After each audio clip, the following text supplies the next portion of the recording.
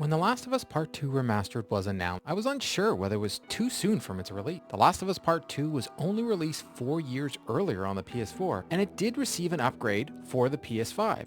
In patch 1008, The Last of Us Part 2 didn't get a PS5 version, but got an upgrade to the PS4 version that unlocked the frames from 30 FPS to allow up to 60 FPS. I need to ask whether we need a PS5 version of The Last of Us Part 2, and whether this remastered version adds value to the franchise and your gaming collection. I will answer these questions and more in my review of The Last of Us Part 2 Remastered.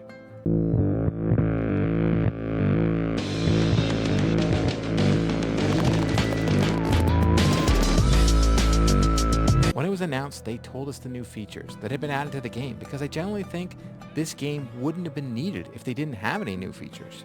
One of the new features is No Return Mode, a roguelike game within The Last of Us Part 2 Remastered. We'd already reviewed it here at 3 Dads in a Console and truly love this mode.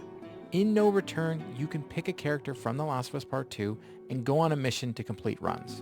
There is no story component to this, and it's all survival to make to the end to fight the final boss. During your run, you can purchase upgrades, buy weapons to use on that run, and earn rewards from completing encounters. If you die though, you will lose all those upgrades and weapons you purchased and have to start a new run. Any perks or skins you earn from completing those challenges and those runs though, you do get to keep, along with any characters that you unlock. You start with only being able to use Abby or Ellie, but as you progress, you can unlock Dina, Lev, Yara, Jesse, Tommy, Mel, Joel, and Manny. Each character has its strengths and weaknesses, and what items or weapons they start with, so choose your character based on your playstyle. If you have more of a stealth combat type of a player, I would suggest using Lev, Yara, Jesse, or Ellie, as their traits and weapons are more suitable for that stealth combat. Joel and Manny are perfect for overpowering run and gun style combat, and Tommy starts with a sniper rifle, which allows you to take out enemies from a distance. Completing challenges and runs will unlock skins for playing in The Last of Us Part 2 Remastered. I found No Return to be addictive and wanted to finish run after run, even when I died. I had no issue starting all over again. They paid homage to the Cancel Factions mode because the combat felt very similar, obviously without the multiplayer aspect. If you'd had purchased The Last of Us Part 2 on the PS4 in the past, No Return mode allowed you to the $10 upgrade be worth it. They added guitar free play mode, which allows you to choose from a selection of Ellie, Joel, and even Gustavo, whose likeness is based on Gustavo Santaolalla, who is the composer for the music in The Last of Us Part 2. Now, I probably screwed up that name, so I do apologize. You can select which type of guitar you would like to use, and even a banjo like we see Gustavo playing in The Last of Us Part 2 in Jackson.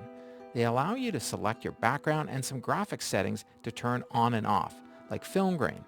They even have an FX pedal section for this music enthusiast. You know much more than I do about tuning a guitar and getting different sounds from it. I played around with it and couldn't compose anything that resembled what anybody would classify as music. I'm interested in seeing what the player base comes up with, and I expect some fantastic social media posts of epic guitar jam from this mode. Adding the lost levels in The Last of Us Part 2 Remasters gives us a glimpse into the game's development and what could have been. The 3 levels are Jackson's Party, Seattle Sewers, and The Hunt. You can have director commentary turned on or off, but it adds so much to playing these levels to hear from the game's makers. They set the stage by giving you a brief video before each level, letting you know the meaning behind the level and why it didn't make the cut, done by Neil Druckmann. One of the new features in the game is director's commentary, which shines in the lost levels, which all in pre-alpha stage, but the commentary adds so much to the enjoyment of playing them. I highly recommend you play with commentary so you can see why choices were made or not made with regards to these levels. Late last year, Neil Druckmann mentioned that some of the content from the lost levels could make it into Season 2 of The Last of Us on HBO. The commentary adds so much to the game itself, as I found myself jumping to specific missions in the story of The Last of Us Part 2 Remastered, only to hear from Neil Druckmann, Ashley Johnson, or Troy Baker to understand what was going through their minds or how they can come to certain decisions on how the story played out. I want developers to do this much more often, like what they do in the Blu-ray industry. I had it turned on almost the whole time I replayed the game. You can quickly transfer your save file from the PS4 to pick up right where you left off in the previously played The Last of Us Part 2 on the PS4. Check out our webpage, as we've got a written step-by-step instruction on how to transfer your save file. I'll leave it in the description down below.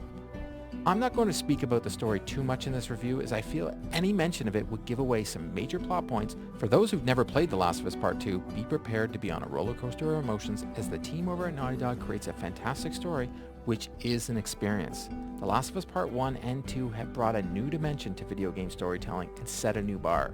Video games are no longer considered a fun escape, but now I feel they're taken more seriously by the mainstream. The popularity of The Last of Us on HBO and how much the storytelling moved the audience proves that, and I can't wait for everybody to play The Last of Us Part 2 again, or for the first time. I know people who have told me they bought a PS5 because of The Last of Us on HBO and are so excited for the release of The Last of Us Part 2 Remastered to see what happens next in the story. The gameplay and combat are some of the best in gaming, and the heart-pounding action is better than ever.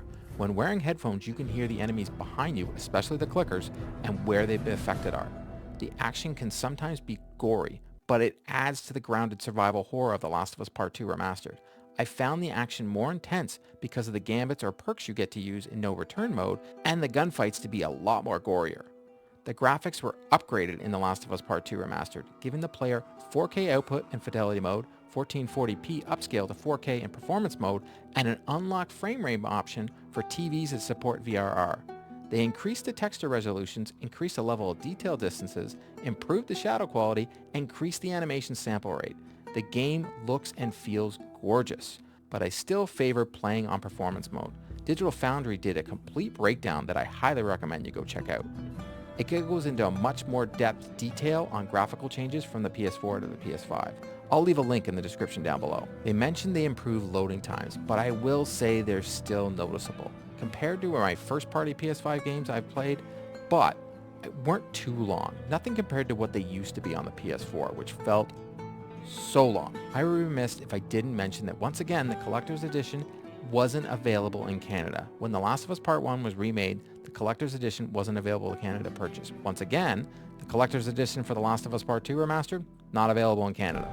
Ultimately, they have only improved on what I felt was a masterpiece in The Last of Us Part 2. The Last of Us Part 2 Remastered is what I think Neil Druckmann intended the game's release to look like when he released it on the PS4. With it only being a $10 upgrade path, regardless of whether you have physical or digital copy of the game, they did right by the consumer here. I do hope we don't see some of the same controversy surrounding the story of the game as we did around the original release, but honestly, the internet be the internet.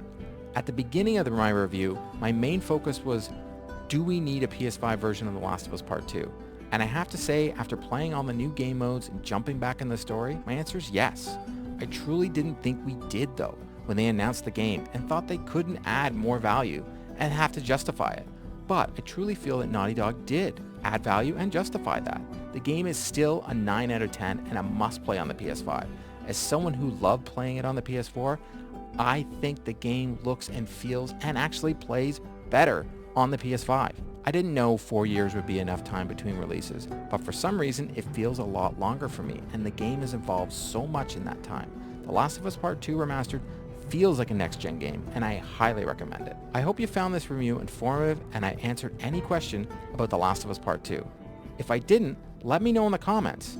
This has been Court Lalone from 3 Dads and a Console, and this has been The Last of Us Part 2 Remastered in Review.